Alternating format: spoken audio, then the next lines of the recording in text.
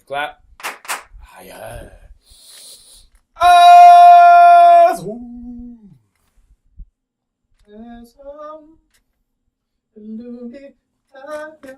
are you gonna ask me, bro? I'm tired of you. Chiodos. Illuminaudio? Yo, check this out. That shit is so dope. I know you didn't say Illuminaudio because you didn't know how to pronounce it. That's cool. I actually did, but we'll review the tape. I do my own jokes. Alright? Number one.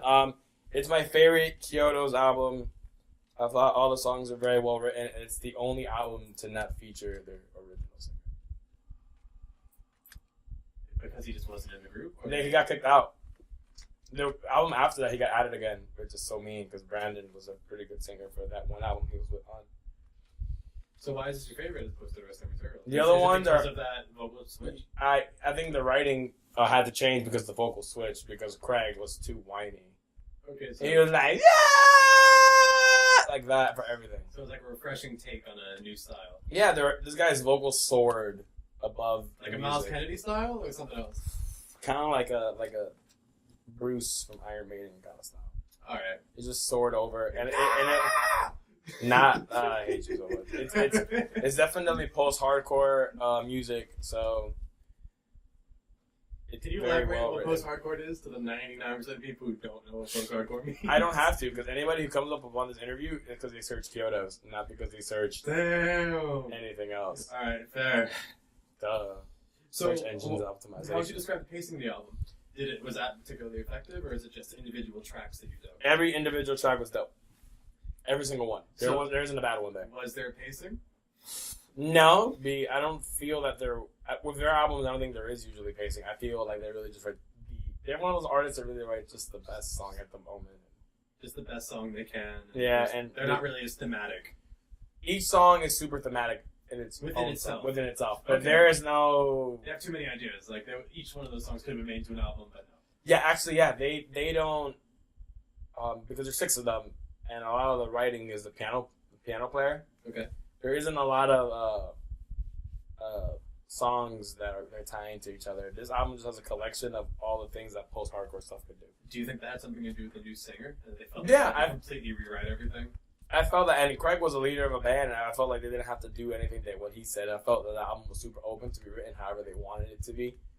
And the songs are much more single-oriented. The vocals are cleaner. Would you perhaps advise the band to kick out the singer and put this one back in? Or do you feel like this one album was a good I would have done that, and I heard the album afterwards, and it sounds like the same old shit. I mean, I like the older stuff that Chiodos did that had a lot of symphonic elements, but I really don't believe that that current album that I have right now, is just a return to form. And I mean, some people do like that, but it's not innovative. They haven't been around long enough, you don't think?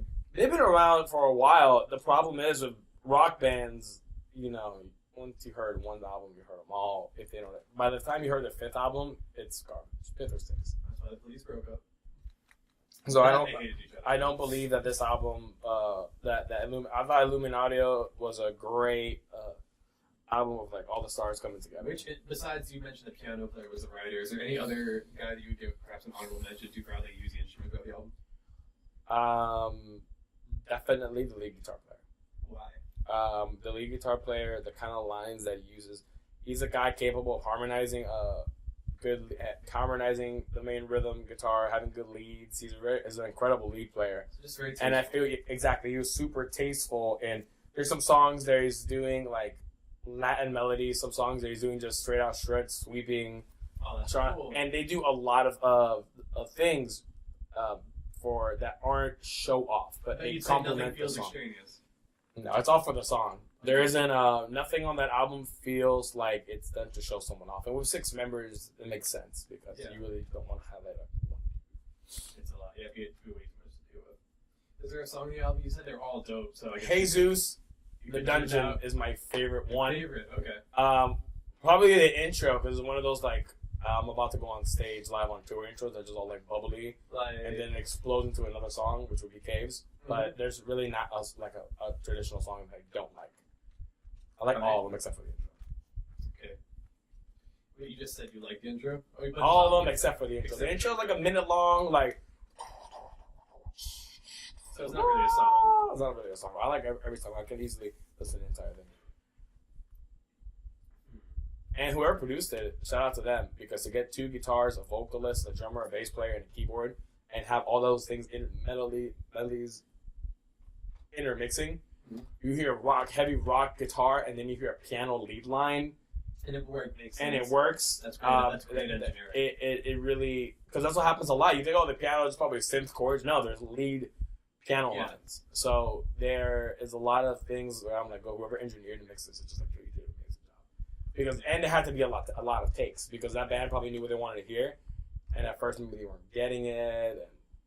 And well, you can always just go back and re-record, but there are some groups that refuse to do that. No, with rock bands it's harder, because their aesthetic is different from a rapper where you can simply move things. These are all now egos. A beat is a beat made by 1 or 2 people. This is an album created by 6 people.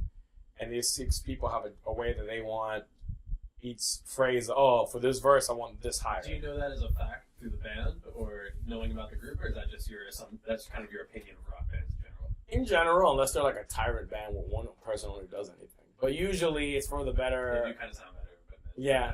And usually, even if it's one person doing that, they'll still want to accentuate parts. Would you say this album is more of a musician's album? Because you mentioned that it's very, very like everyone's playing nice with each other. And there's I feel that I could say that. And for the loss of leader dynamic, almost like Pink Floyd. Well, they just adopted a new de facto leader. It's not quite the same thing. I feel this album was like they were like, hey, Craig left.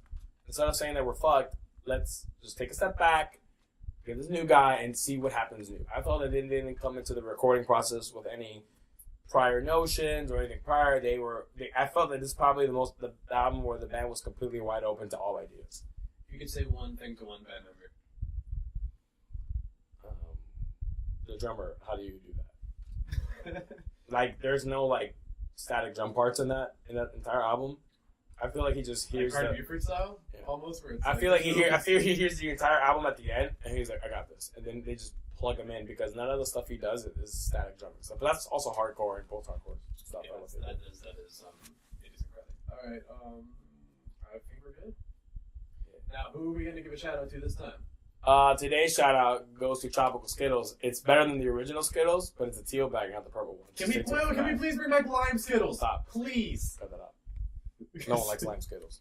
You're a jackass. Yeah, I was gonna see I'll never have a lemon lime Skittle fucking again. Huh? I want lemon lime Skittles, man. Nah, dude. The tropical Skittles are the best one. Not the berry The tropical is the shit. Dude, did you know those little fruit, little gummy shits? Yeah. Did you know they make those things in other flavor combos? Yeah, man. My mama used to buy those when I was a kid. Dude, thank God I got like some hood friends like working with me. Like they're showing me all this crap I didn't know about. Woo! It was hotter than anything. Where I come from, it's just fruit cups. And not the ones with jelly, like the ones with actual fruit. Come over here and look at the shot. Make sure this is the one you want. What? No, that's fine, dude. It's supposed to be like I'm not in the room. A lot of them are like that. When you see the videos, you'll notice. But if you want to just zoom out for your own, zoom out. It doesn't matter. As long as it's not like anything above here, it doesn't matter. I didn't have it above here. I just wanted to zoom out so you could see the top of your phone. Did you stop? Man, you don't even got a password on your phone. No.